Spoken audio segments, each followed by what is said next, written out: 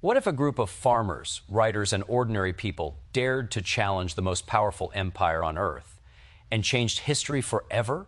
This is not just a story of war. It's a story of fear, sacrifice, betrayal, and an impossible dream called freedom. From the blood-stained streets of Boston to the freezing camps of Valley Forge, young soldiers faced death for an idea the world had never truly seen before. Every decision, every battle, every word pushed them closer to either liberty or total destruction. Stay with me, because the real story of the American Revolution is far more powerful, emotional, and shocking than anything you've ever heard. We'll explain everything in this video, step by step. Don't skip it. The story of the American Revolution does not begin with a war. It begins with a feeling, a quiet, restless feeling that something was wrong. In the mid-1700s, the 13 American colonies were not yet a nation. They were distant outposts of the British Empire, bound by loyalty to a king most colonists would never see. Life was hard, uncertain, and deeply connected to the rhythms of land, trade, and survival. Yet beneath the surface, a new identity was forming, fragile, undefined, but alive. For years, the colonists considered themselves British subjects. They fought in Britain's wars, traded under its laws, and sang songs praising its victories. But after the costly French and Indian War, the empire looked at its colonies not as partners, but as debts to be collected. Taxes arrived like unwelcome storms: the Stamp Act, the Townshend Acts, the Tea Act. Each decree carried more than financial weight. It carried a message that colonists had no voice in their own destiny. And slowly, resentment turned into resolve. In crowded taverns and candlelit meeting halls, ordinary people argued about liberty. Farmers, merchants, printers, and preachers debated the meaning of freedom, not as an abstract idea, but as a lived experience. Pamphlets spread like wildfire, carrying revolutionary thoughts across dusty roads and bustling ports. Words became weapons long before muskets fired. Then came Boston, a city that would become both symbol and spark. Tensions boiled over in 1770 when British soldiers fired into a crowd, leaving civilians dead on icy streets. The Boston Massacre was not merely a tragedy, it was a turning point. The distance between ruler and ruled suddenly felt unbearable. Trust collapsed. Anger hardened into determination. 3 years later, under the cover of night, colonists disguised as Mohawk warriors boarded ships in Boston Harbor and dumped tea into the dark waters. It was an act of rebellion, bold, theatrical, and unmistakable. Britain responded with harsh punishment, closing ports and tightening control. Instead of submission, the colonies found unity. For the first time, separate provinces began to think of themselves as one people. War arrived not with a declaration, but with footsteps. British soldiers marching toward Lexington and Concord in April 1775. The first shots of the Revolutionary War were fired in confusion and fear. No one knew who pulled the trigger first, but history would remember it as the moment when words turned into battle. Farmers became soldiers overnight. The war for independence had begun. The Revolutionary War was not a story of easy victories or heroic myths alone. It was a story of hunger, sacrifice, and uncertainty. The Continental Army, led by George Washington, struggled against overwhelming odds. Soldiers lacked shoes, blankets, and sometimes even food. At Valley Forge, winter tested their spirits as fiercely as any enemy. Men froze, fell ill, and wondered if the dream of liberty was worth such suffering. Yet something extraordinary happened in that suffering. A shared belief began to bind them together. The idea that freedom was not granted by kings, but claimed by people willing to fight for it. Washington's leadership was not just strategic, it was emotional. He held together an army that might otherwise have collapsed into despair. His presence gave soldiers something to believe in when victory seemed impossible. Meanwhile, in Philadelphia, words once again shaped destiny. In July 1776, representatives gathered to sign a document that would change history, the Declaration of Independence. It was not simply a political statement, it was a bold moral claim that all people possess certain unalienable rights. The words carried both hope and contradiction, promising liberty in a society still burdened by inequality and slavery. Yet they ignited a vision powerful enough to inspire generations. The war stretched on for years, moving from hopeful victories to crushing defeats. Battles raged from New York to the Carolinas. Civilians found themselves caught between armies, their homes burned, their lives shattered, families divided over loyalty, some supporting independence, others remaining faithful to the crown. Revolution was not only fought on battlefields, it was fought in hearts and households. And then, slowly, the tide began to turn. International alliances, especially with France, brought crucial support. At Yorktown in 1781, British General Cornwallis found himself surrounded. The final siege marked the collapse of British military power in the colonies. When the guns fell silent, the world changed. A fragile experiment in self-government had survived its greatest test, but independence did not bring instant peace or perfection. The young nation faced immense challenges: political division, economic hardship, and the daunting task of building a government from scratch. The revolution had won freedom, but it also left unanswered questions about justice, equality, and the true meaning of democracy. What makes the American Revolution remarkable is not only that it created a new country, but that it transformed how people understood power itself. It proved that ordinary citizens, farmers, artisans, writers, and soldiers could challenge an empire and shape their own future. The revolution was messy, flawed, and incomplete, but it planted the seeds of an ongoing struggle for liberty. Today, when we look back at the Revolutionary War, we do not see just battles and dates. We see human beings wrestling with fear, and hope. We see young soldiers writing letters home, unsure if they would survive another winter. We see leaders burdened by impossible choices. We see a generation daring to imagine a world that did not yet exist. The American Revolution was not a single moment in history. It was a beginning of debate, of aspiration, of a nation constantly redefining itself. The echoes of that era still shape modern conversations about freedom and responsibility. And perhaps the greatest lesson of the revolution is this: history is not made only by famous names or dramatic battles. It is made by ordinary people who decide that the future must be different from the past. The courage to imagine change and the willingness to sacrifice for it is what turns restless feelings into revolutions. So when we remember the American Revolution, we remember more than a war. We remember a fragile dream carried by imperfect people. A dream born in quiet conversations and hardened in brutal winters. A dream that proved freedom is never simply given. It is argued for, fought for, and continuously renewed by those who believe in its promise. And in that enduring promise lies the true legacy of the Revolutionary War. Not only the birth of a nation, but the birth of an idea that continues to shape the world. In the years following the French and Indian War, the British Empire stood victorious, yet deeply in debt. And across the Atlantic, the American colonies felt the first tremors of a political storm that would reshape their identity.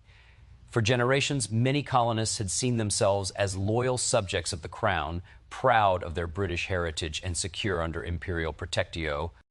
And trade flowed through busy ports like Boston, New York, and Philadelphia, and local assemblies managed daily affairs with a sense of independence that had quietly grown over decades. Yet the end of war brought a shift in how Britain viewed its distant territories, no longer simply as partners in prosperity, but as sources of revenue needed to repair the empire as finances and maintain a costly military presence on the frontier. The introduction of the Sugar Act in 1764 signaled a new era of enforcement and taxation.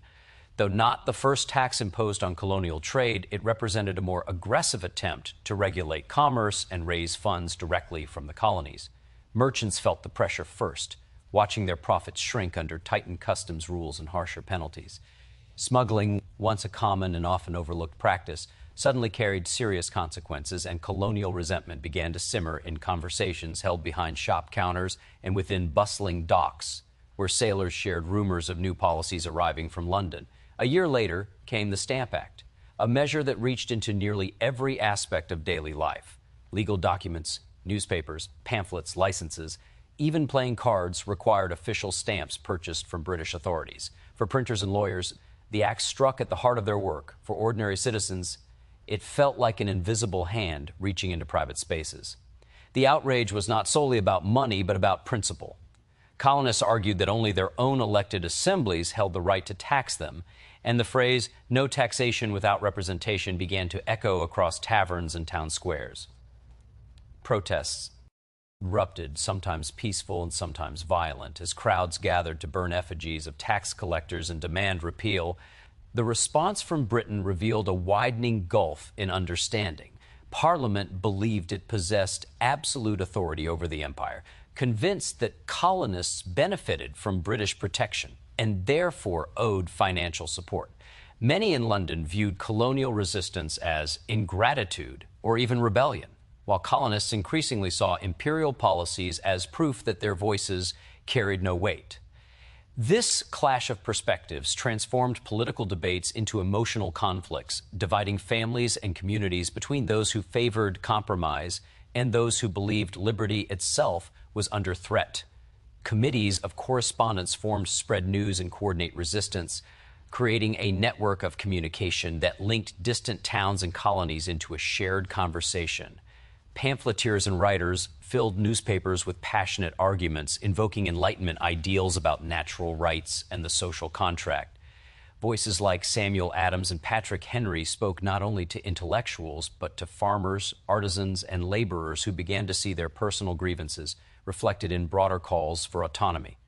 Public meetings grew larger, more organized, and more determined as citizens practiced the language of protest and discovered the power of collective action.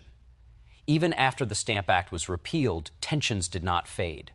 The Townshend Acts of 1767 imposed duties on imported goods such as glass, paint, paper, and tea, reigniting anger across the colonies. Merchants organized non-importation agreements, refusing to buy British goods in hopes of pressuring Parliament to reconsider. Homespun clothing became a symbol of resistance, as families chose locally made products over imported luxuries.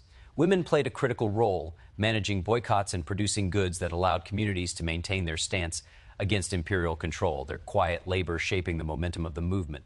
British officials responded with increased military presence, stationing troops in cities like Boston to enforce order and protect customs agents. The sight of red-coated soldiers marching through colonial streets created an atmosphere of tension and mistrust. Everyday encounters between soldiers and civilians sometimes escalated into confrontations fueled by resentment and fear. The presence of an occupying force deepened the sense among colonists that their freedoms were slipping away, that their homes had become outposts rather than communities governed by their own consent. Economic hardship added another layer to the growing crisis. Small shop owners struggled as boycotts disrupted trade, and laborers faced unemployment when merchants closed their doors in protest. Yet many colonists embraced sacrifice as a necessary step toward preserving their rights. Town meetings debated resolutions late into the night, balancing the immediate costs of resistance against the long-term vision of self-governance. In rural areas, farmers who once felt disconnected from imperial politics began to see how distant decisions in London affected the prices of goods and the security of their land. Propaganda and symbolism played powerful roles in shaping public opinion. Engravings, cartoons, and fiery speeches painted British policies as acts of tyranny, while loyalists warned that rebellion would bring chaos and ruin. Churches became places not only of worship, but of political reflection, where sermons drew parallels between biblical struggles and contemporary events. The language of liberty intertwined with religious conviction, giving resistance a moral dimension that resonated deeply within colonial society. As tensions escalated, the lines between protest and rebellion grew increasingly blurred. Colonial assemblies issued declarations asserting their rights, while British governors dissolved legislatures seen as too defiant. The cycle of action and reaction hardened attitudes on both sides of the Atlantic. Young apprentices joined crowds protesting taxes. Seasoned merchants risked their fortunes by supporting boycotts, and local leaders discovered that the power of unity could challenge even the authority of an empire. The movement was not uniform. Loyalists remained committed to the crown, believing that stability and prosperity depended on imperial connection. Neighbors argued passionately about the future, and families found themselves divided over questions of loyalty and resistance. Yet the shared experience of taxation and perceived injustice created a common thread that began to bind disparate colonies into a more cohesive identity. What started as scattered grievances gradually transformed into a larger political awakening as colonists realized that their struggles were not isolated but part of a collective story unfolding across the continent. By the early 1770s, colonial resistance had matured into a movement grounded in both ideology and lived experience. The arguments made in pamphlets were no longer abstract theories, but reflections of daily frustrations and hopes for a different future. Towns organized militias, not necessarily to wage war, but to assert readiness and solidarity. Public rituals of protest, from boycotts to marches, reinforced a growing sense of shared purpose, while the language of rights and representation became embedded in the identity of a people who had once seen themselves primarily as British subjects living abroad. The imposition of the Tea Act in 1773 further intensified the conflict, reviving fears of monopolies and unchecked authority. Colonists viewed the act not simply as a tax, but as a symbol of Parliament's determination to assert control regardless of colonial objections. Resistance grew more creative and bold, as activists sought dramatic ways to demonstrate their opposition and inspire unity among communities that had once operated independently. Political discussions moved beyond elite circles into everyday spaces where artisans debated philosophy alongside farmers discussing market prices, creating a culture in which civic engagement became a defining feature of colonial life and a constant presence in the rhythm of daily conversation, shaping the thoughts of a generation that would soon face choices far more dangerous than protest and far more uncertain than the arguments first whispered in crowded taverns and dimly lit printing shops, where the seeds of revolution continued to spread quietly among people who were still discovering the depth of their own resolve and the weight of the decisions waiting just beyond the horizon of their restless and changing world. Boston in the late 1760s was a city alive with tension, its narrow streets filled with merchants arguing over taxes, sailors whispering rumors from distant ports, and ordinary citizens growing weary of the increasing presence of British authority. What had once been a proud colonial town tied closely to British trade began to feel like a place under watch, its harbor guarded by ships and its streets patrolled by red-coated soldiers. The arrival of British troops in 1768 changed the rhythm of daily life, transforming ordinary encounters into moments of suspicion. Soldiers searched for smugglers, enforced unpopular laws, and competed with local workers for scarce jobs, creating resentment that simmered beneath the surface of daily commerce and conversation. Public gatherings became more heated as colonial leaders criticized imperial policies and questioned Parliament's authority over local affairs. Newspapers filled their pages with essays condemning taxation and warning that liberty was slipping away piece by piece. Taverns and meeting houses echoed with debates about the meaning of freedom, with voices rising above the clatter of mugs and the creaking of wooden floors. Boston was not merely a city reacting to events, it was becoming the emotional center of colonial resistance, a place where ideas spread quickly and outrage found an eager audience. On a cold evening in March 1770, the tension that had been building for years erupted into violence. A confrontation between colonists and British soldiers near the customs house spiraled out of control as an angry crowd gathered, shouting insults and throwing objects. Snowballs packed with ice and debris struck the soldiers, and fear mixed with confusion in the chaos. Icy scene. Shots rang out suddenly, leaving several colonists dead or wounded on the icy ground. The Boston Massacre, as it would soon be called, shocked the colonies and ignited a wave of anger and sorrow that traveled far beyond the city's narrow streets. In the days that followed, the event was transformed into a powerful symbol through words and images. Engravings depicted helpless civilians attacked by ruthless soldiers, and pamphlets circulated with dramatic accounts that emphasized British cruelty. Colonial leaders used the tragedy to unify public opinion, presenting the fallen victims as martyrs for liberty. Even those who had previously supported reconciliation began to question whether peaceful coexistence with imperial authority was possible. The trials that followed were complex, with John Adams defending the accused soldiers to uphold the principle of fair justice, demonstrating that even in moments of intense emotion, the colonies wrestled with questions of law, fairness, and moral responsibility. Despite the outrage, tensions ebbed slightly for a time as some taxes were repealed and British troops withdrew from the center of Boston. Yet the underlying mistrust remained, and many colonists saw the temporary calm as fragile rather than permanent. Political organizations such as the Sons of Liberty continued to meet in secret, planning strategies to resist future policies they feared would threaten their autonomy. Committees of correspondence strengthened their networks, ensuring that news of imperial actions and colonial responses spread quickly from one province to another. By the early 1770s, economic pressures and political disagreements had deepened divisions between loyalists and patriots within Boston itself. Merchants struggled to balance their need for trade with their commitment to boycotts, while artisans worried about their livelihoods amid ongoing unrest. British officials attempted to assert authority through legal measures, but each new decision often fueled suspicion rather than cooperation. The presence of customs agents and the enforcement of trade regulations kept tensions alive, reminding residents that their city remained under the watchful eye of an empire determined to maintain control. The Tea Act of 1773 introduced a new flashpoint granting the British East India Company a monopoly that threatened local merchants and symbolized Parliament's continued assertion of power. When ships carrying taxed tea arrived in Boston Harbor, colonial leaders demanded that the cargo be returned to Britain without being unloaded.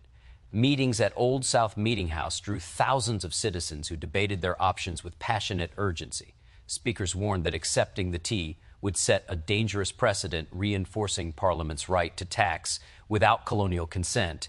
On a December night thick with anticipation, a group of colonists disguised themselves as Mohawk warriors and moved silently toward the harbor. Boarding the ships, they worked swiftly to break open chests of tea and pour their contents into the dark water. The Boston Tea Party was both an act of defiance and a piece of political theater, sending a clear message that the colonies would not accept policies imposed without representation. Crowds watched from the shore as the harbor filled with floating leaves, and word of the event spread rapidly across the colonies and across the Atlantic. Britain's response was swift and severe. The coercive acts, known to colonists as the Intolerable Acts, closed Boston's port, restricted town meetings, and altered the colony's charter, placing Massachusetts under tighter imperial control. Soldiers and officials arrived to enforce these measures, turning the city into a symbol of both resistance and punishment. Instead of isolating Boston, however, the harsh response sparked sympathy throughout the colonies. Supplies and support flowed into the beleaguered city, and other provinces began to view Boston's struggle as their own. Public sentiment hardened as stories of suffering and sacrifice circulated. Families faced economic ruin as trade halted, and laborers struggled to find work in a city cut off from its lifeline. Yet community bonds strengthened as neighbors shared food and resources, determined to endure the hardships together. Political leaders called for a united colonial response, and the First Continental Congress convened in 1774, bringing representatives from across the colonies to discuss coordinated resistance. Boston's experiences became a rallying cry, illustrating the consequences of imperial overreach and inspiring a broader movement toward unity. The city itself remained a place of constant tension, with British troops stationed nearby and militias forming in surrounding towns. Drills and preparations became common sights as colonists trained to defend their rights if necessary.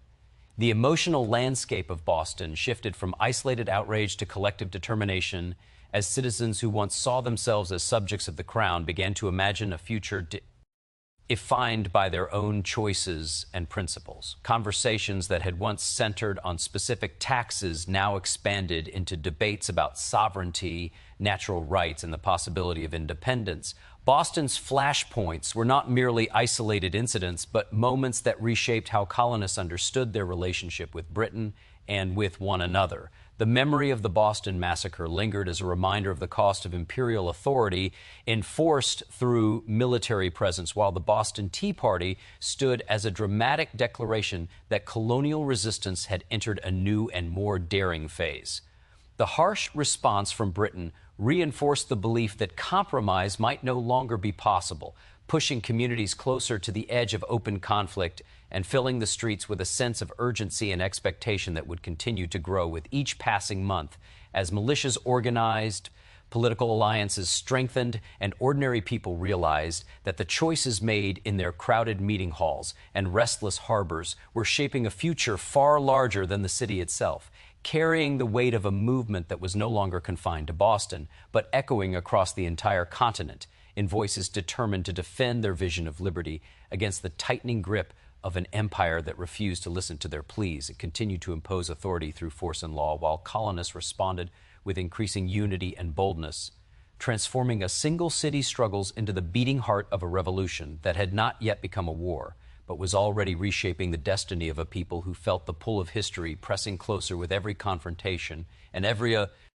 CT of resistance unfolding along the busy docks and narrow streets where the sound of marching boots and passionate speeches blended into a constant reminder that the fragile balance between peace and rebellion was slipping away with each passing day. In the spring of 1775, the fragile peace between Britain and its American colonies was already cracking under the weight of mistrust, fear, and hardened resolve. Massachusetts had become the epicenter of resistance, its towns buzzing with whispered plans and militia drills carried out in open fields. The colonial militias known as Minutemen trained in anticipation of conflict, not fully certain whether war would come, but deeply aware that the path toward reconciliation had grown narrow and uncertain. British officials, determined to reassert authority, viewed these preparations as open defiance, and General Thomas Gage, the royal governor of Massachusetts, received orders to disarm the militias and arrest key Patriot leaders believed to be orchestrating rebellion. The tension built quietly but relentlessly as spies and informants carried information between both sides. Patriots in Boston monitored British troop movements, while British commanders sought intelligence about hidden weapons and gunpowder stored in nearby towns.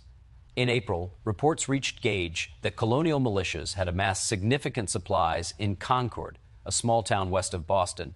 The decision was made to send a force of British regulars under cover of darkness to seize these materials and restore imperial control. The march began on the night of April 18, 1775, as hundreds of red-coated soldiers crossed the Charles River and advanced along narrow Count Rye roads, unaware that their movements had already been detected. Riders such as Paul Revere and William Dawes set out to warn the countryside, spreading word that British troops were on the move. Church bells rang through the night, and lantern signals flickered in the darkness, alerting local militias to prepare. Farmers left their beds, grabbed muskets stored above hearths, and gathered in village greens, uncertain of what they would face, but determined not to surrender their weapons without resistance. The air was thick with anticipation and anxiety as neighbors who had once focused on crops and trade now braced for a confrontation that could change everything. At dawn on April 19th, British troops arrived at Lexington, where a small group of colonial militiamen stood assembled on the green. Their numbers were modest, their experience limited, and their intentions unclear. The British officers ordered them to disperse, and for a moment it seemed possible that the encounter might end without violence. Then a shot rang out, its source uncertain, followed by a volley of musket fire that left several colonists dead or wounded. The brief clash marked the first bloodshed of the Revolutionary War, transforming years of political conflict into open armed resistance and sending shockwaves throughout the colonies. The British continued their march to Concord, where they searched for weapons and supplies, but encountered growing resistance from militias gathering in greater numbers. At the North Bridge, colonial forces confronted British troops in a tense standoff that soon erupted into battle. This time, the colonists advanced with determination, forcing the British to retreat. The fighting did not end there. As the British column began its return to Boston, militiamen fired from behind stone walls, trees, and buildings, turning the countryside into a gauntlet of ambushes. The long march back became a desperate struggle for survival, with casualties mounting on both sides as smoke and gunfire filled the roads. News of the battle spread rapidly through the colonies, carried by riders and printed in newspapers that described the events with urgency and emotion. Communities that had once hesitated now faced the reality that war had begun.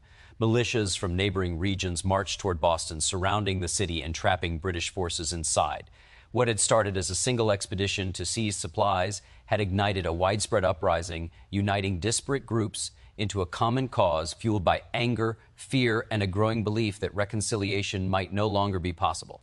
The formation of the Continental Army soon followed as colonial leaders recognized the need for a coordinated military effort. Delegates at the Second Continental Congress debated how to respond to the escalating conflict, balancing hope for peace with the necessity of defense. George Washington was appointed commander-in-chief, chosen for his experience and his reputation for discipline and integrity. His task was daunting: to transform a collection of local militias into a unified army capable of facing one of the most powerful military forces in the world. Volunteers arrived from across the colonies, bringing with them a mix of enthusiasm and uncertainty, as well as diverse backgrounds and varying levels of training. Life in the early Continental Army was harsh and unpredictable. Soldiers often lacked proper uniforms, relying on homespun clothing and whatever equipment they could carry. Supplies were scarce, and the challenges of maintaining discipline among volunteers who had not yet fully embraced the structure of a professional army tested Washington's leadership. Yet a sense of shared purpose began to emerge as soldiers realized they were part of something larger than their individual towns or colonies. Encampments buzzed with activity as men learned to drill together, repair weapons, and endure the hardships of military life. Meanwhile, the siege of Boston became the first major standoff of the war. Colonial forces surrounded the city, preventing British troops from moving freely while attempting to cut off supplies. Skirmishes and artillery exchanges created a constant sense of tension, with both sides aware that a larger confrontation could erupt at any moment. Civilians caught within the conflict faced uncertainty and fear as homes were abandoned and businesses disrupted. Families struggled to adapt to a world in which the sound of cannon fire replaced the normal rhythms of trade and community life. The emotional impact of these early battles resonated deeply throughout the colonies. Letters from soldiers described the shock of seeing neighbors fall in battle and the challenge of maintaining courage in the face of overwhelming odds. Communities held public gatherings to honor the fallen and support those who had joined the fight, while ministers delivered sermons framing the conflict as a struggle for fundamental rights. Loyalists and patriots clashed in heated arguments, and the lines between friend and foe became increasingly blurred as individuals chose sides based on personal conviction and circumstance. International observers watched closely, uncertain whether the colonial uprising would collapse quickly or grow into a full-scale war. Within the colonies, debates continued about the ultimate goal of the conflict, with some leaders still hoping for reconciliation and others beginning to envision independence as the only viable path forward. Military preparations intensified as militias fortified positions and sought to secure additional weapons and supplies. The sense of urgency grew stronger with each passing week as the reality of war reshaped daily life and political discourse. The outbreak of hostilities at Lexington and Concord transformed the colonies from a collection of protesting provinces into a region actively engaged in armed resistance. The early battles revealed both the vulnerabilities and strengths of the colonial forces, highlighting the importance of local knowledge and community support. As the Continental Army took shape and the siege continued, the colonies faced the immense challenge of sustaining a long-term conflict against a powerful empire, grappling with the emotional weight of a war that had begun not through grand declarations, but through a series of choices made in moments of tension, fear, and determination that now defined a generation forced to confront the consequences of its resolve, while the sounds of marching feet and distant gunfire echoed through fields and towns where ordinary people had only recently begun to imagine themselves as participants in a struggle that would reshape their world and demand sacrifices far greater than any they had owned before. While the uncertainty of each new day hung over camps and communities alike, and the fragile hope for a different future drove men and women to endure the hardships and dangers that had suddenly become an inseparable part of their lives, and the unfolding conflict continued to gather momentum as more colonies committed troops and resources to the cause, and the sense of irreversible change settled into the hearts of those who watched the first flames of revolution spread across the land with growing intensity and unstoppable force. By the summer of 1776, the American colonies had already endured more than a year of open conflict with Britain, yet the idea of complete independence still felt uncertain and frightening to many. Soldiers fought on battlefields while political leaders struggled with the immense weight of deciding whether to sever ties with the most powerful empire in the world. The streets of Philadelphia filled with delegates arriving for the Second Continental Congress, their minds heavy with the knowledge that whatever decisions they made would shape not only the future of the colonies, but the fate of millions of people who still considered themselves British subjects. Conversations stretched late into the night, voices tense with doubt, conviction, and fear of the unknown consequences waiting beyond their words. At the heart of the debate was a question larger than politics. What did freedom truly mean, and who had the authority to claim it? Many colonists still hoped for reconciliation, believing that a return to peace with Britain might spare them the horrors of a prolonged war.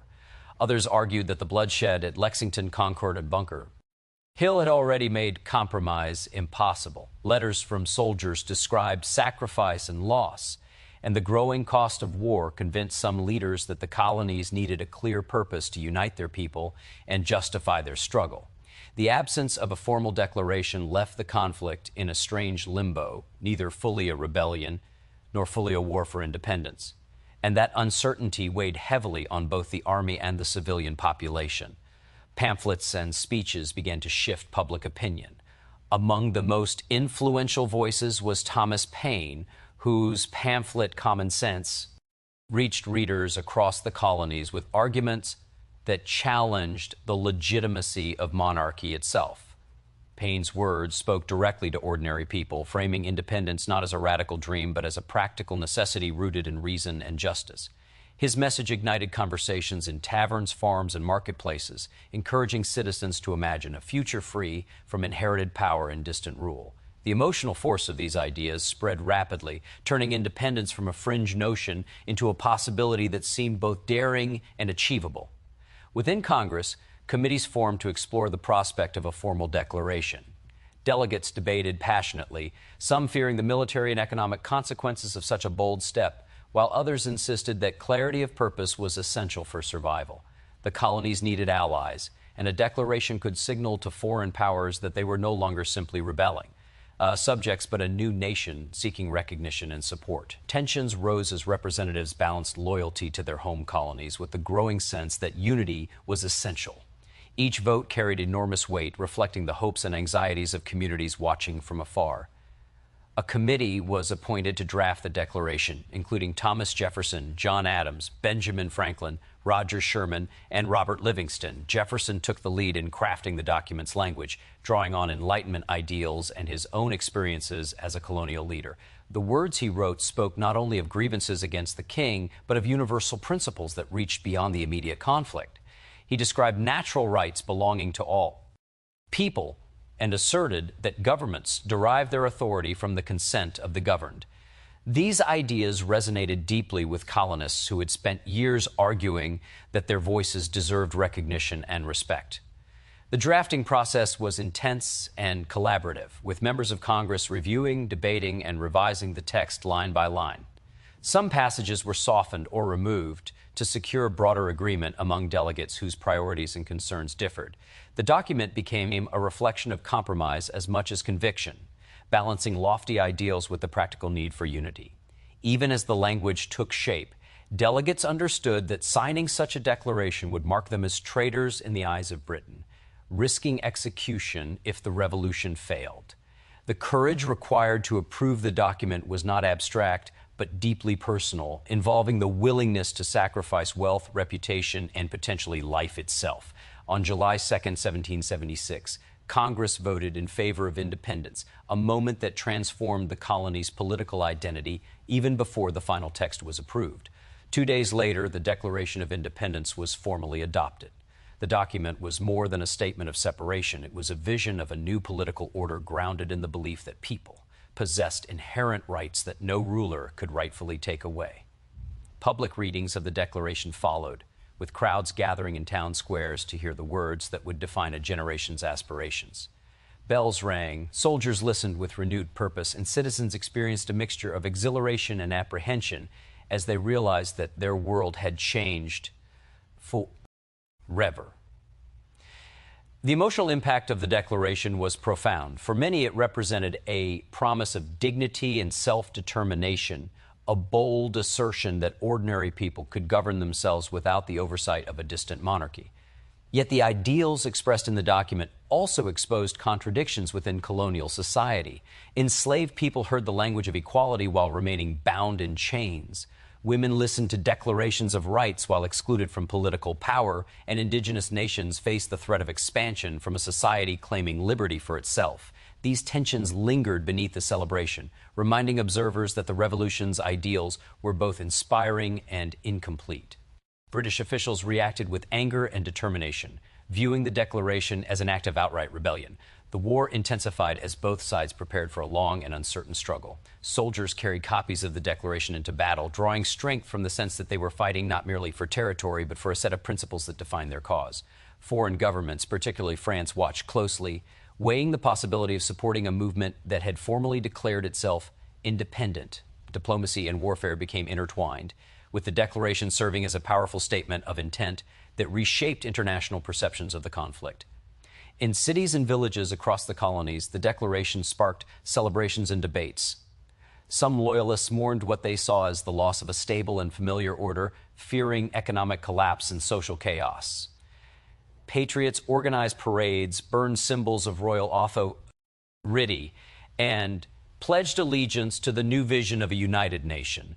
Newspapers printed the text in full, and printers worked tirelessly to distribute copies to readers hungry for inspiration and clarity. Churches incorporated the language of liberty into sermons, framing independence as both a political and moral transformation. The Declaration did not instantly unify all colonists, Nor did it guarantee victory on the battlefield. Instead, it marked a turning point in how the colonies understood themselves and their struggle. The war that had begun as resistance against specific policies now carried the weight of a broader ideological mission. Soldiers fought under a banner that promised rights and representation, while leaders worked to build institutions capable of sustaining the revolutionary experiment. Communities wrestled with the implications of independence, adjusting to new systems of governance and the responsibilities that came with self-rule. The words of the Declaration echoed far beyond the moment of its signing, shaping the identity of a nation still in the process of being born. Public readings continued throughout the summer, reinforcing a sense of shared purpose and collective destiny. The document's language inspired hope while demanding sacrifice, urging citizens to endure the hardships of war with the belief that their struggle held universal significance. The emotional resonance of the Declaration deepened the commitment of those who had already taken up arms and persuaded many others that the cause of independence was worth the risks it carried, while debates about the meaning of liberty and the responsibilities of a free people filled meeting halls and private homes alike, and the vision articulated in the Declaration became a guiding force for a society navigating the uncertain path between aspiration and reality as armies marched and political alliances shifted, and the fragile experiment in self-government continued to unfold in the shadow of an ongoing war that demanded courage, endurance, and an unyielding belief in the power of ideas strong enough to challenge an empire and redefine the future of a people who had chosen to declare themselves free, even as the outcome of their struggle remained uncertain, and the echoes of their bold words carried across oceans and generations, shaping expectations and inspiring movements far beyond the moment in which they were first spoken and embraced by those willing to risk everything for the promise they contain. As the Revolutionary War stretched into its later years, the promise of independence faced the harsh realities of exhaustion, uncertainty, and dwindling resources. Early enthusiasm had given way to a grim understanding that victory would not come quickly or easily. The Continental Army struggled to maintain morale as soldiers endured long marches, disease, and the constant threat of defeat against a powerful and well-equipped British military. Yet beneath the hardship, the colonies continued searching for moments that might shift the balance of power and prove that their cause could survive the pressure of a prolonged conflict. One of the most significant turning points emerged from the realization that the colonies could not win alone. Diplomatic efforts intensified as American leaders sought international recognition and support. Benjamin Franklin traveled to NCE, where he became both a diplomat and a symbol of the revolutionary spirit. French leaders watched the conflict closely, weighing their desire to weaken Britain against the risk of supporting a rebellion that might fail. The American victory at the Battle of Saratoga in 1777 proved decisive in convincing France that the colonies had the potential to succeed. French aid soon arrived in the form of money, supplies, naval power, and experienced officers who strengthened the American war effort and transformed the conflict into a global struggle. While diplomacy unfolded across the Atlantic, the Continental Army faced its most severe test during the winter at Valley Forge in 1777 to 1778. Thousands of soldiers huddled in crude huts, enduring freezing temperatures, hunger, and illness. Many lacked proper clothing or shoes, leaving trails of blood in the snow as they marched between encampments. The suffering at Valley Forge revealed the immense human cost of the revolution, yet it also became a place of transformation. Under the guidance of Baron von Steuben, a Prussian military officer, the army underwent rigorous training that improved discipline and coordination. Soldiers who had once fought as scattered militias began to function as a unified force capable of confronting professional troops on equal terms. The war's geography shifted as British strategy turned toward the southern colonies, where they hoped to rally loyalist support and isolate the rebellion.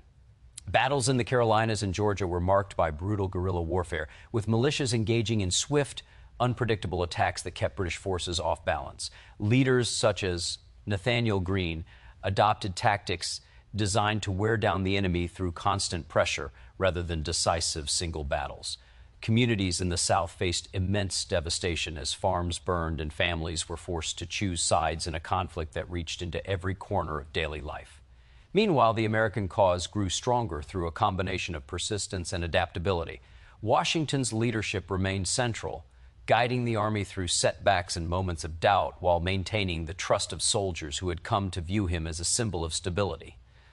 The Continental Congress struggled to provide supplies and pay, yet local communities continued to support the war effort through donations, recruitment, and acts of resilience that sustained the movement during its darkest periods.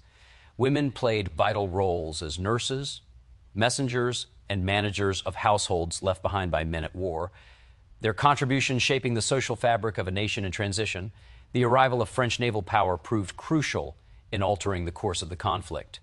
French fleets challenged British dominance at sea, complicating supply lines and forcing British commanders to reconsider their strategies. Cooperation between American and French forces grew stronger over time, creating opportunities for coordinated operations that increased the pressure on British troops. The presence of foreign allies also reinforced the legitimacy of the American cause, demonstrating that the revolution was no longer an isolated rebellion, but part of a broader international contest for power and influence. By 1781, British forces under General Charles Cornwallis moved into Virginia, hoping to establish a strong defensive position while awaiting reinforcements. Instead, their choice of Yorktown placed them in a vulnerable situation as American and French forces converged from multiple directions. Washington recognized the opportunity for a decisive engagement and coordinated a complex campaign that brought together Continental troops, French soldiers, and a powerful naval blockade led by Admiral de Grasse. The siege of Yorktown began with artillery bombardments that slowly weakened British defenses, while trenches and fortifications tightened the noose around Cornwallis's army. The siege was marked by intense fighting and strategic precision. American and French troops captured key redoubts that had protected British positions, demonstrating both courage and improved military coordination. The British found themselves cut off from escape by sea and surrounded on land, their situation growing, increasingly desperate with each passing day. Supplies dwindled, morale faltered, and the once dominant British army faced the reality that relief might never arrive. On October 19, 1781, Cornwallis surrendered his forces, marking the effective end of major combat operations in the American colonies. The news of Yorktown reverberated across the Atlantic world, shaking the confidence of British leaders and strengthening American resolve. Celebrations erupted in cities and towns where citizens gathered to mark what they believed to be the long-awaited turning point in their struggle. Yet the victory did not instantly bring peace, as negotiations and diplomatic efforts continued for several more years. The Treaty of Paris in 1783 formally recognized American independence, concluding the war and establishing the boundaries of the new nation. The aftermath of victory presented challenges as daunting as the war itself. Soldiers returned home to communities transformed by years of conflict, while political leaders grappled with the task of building a government capable of sustaining unity among diverse states. Economic hardship and political disagreements revealed the fragility of the revolutionary experiment, reminding citizens that independence was only the beginning of a long journey toward stability and self-governance. Veterans carried memories of sacrifice that shaped public expectations, while debates about rights, representation, and national identity filled newspapers and legislative halls. The Revolutionary War's turning points and final triumph were not the result of a single battle or decision, but the culmination of years of perseverance, adaptation, and collective effort. The alliance with France, the endurance at Valley Forge, the strategic campaigns in the South, and the decisive siege at Yorktown all contributed to a transformation that reshaped the global balance of power and redefined what seemed possible for a determined group of colonies. The human cost remained visible in the scars carried by soldiers and civilians alike, reminding future generations that independence had been achieved through sacrifice and resilience rather than certainty or ease, while the echoes of marching armies and cannon fire faded slowly into memory.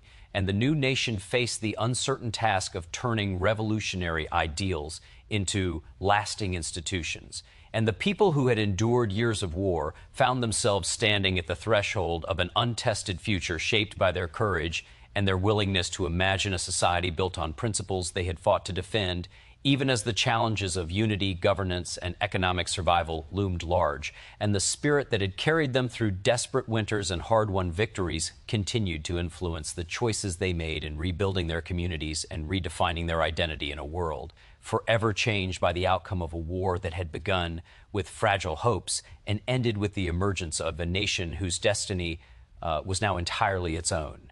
and whose people carried forward the lessons of struggle and cooperation learned through years of conflict that had tested every aspect of their endurance and belief in the possibility of freedom secured through determination and shared purpose and relentless sacrifice across battlefields and homes alike, where the memory of Yorktown and the long road to independence remained etched into the collective consciousness of a generation that had witnessed the birth of a new era through perseverance, that refused to surrender even when victory seemed distant and uncertain, and the legacy of those final battles continued to shape the aspirations of a society striving to transform revolutionary dreams into a lasting reality built upon the courage of those who had endured the hardships of war and the challenges of peace that followed in its wake.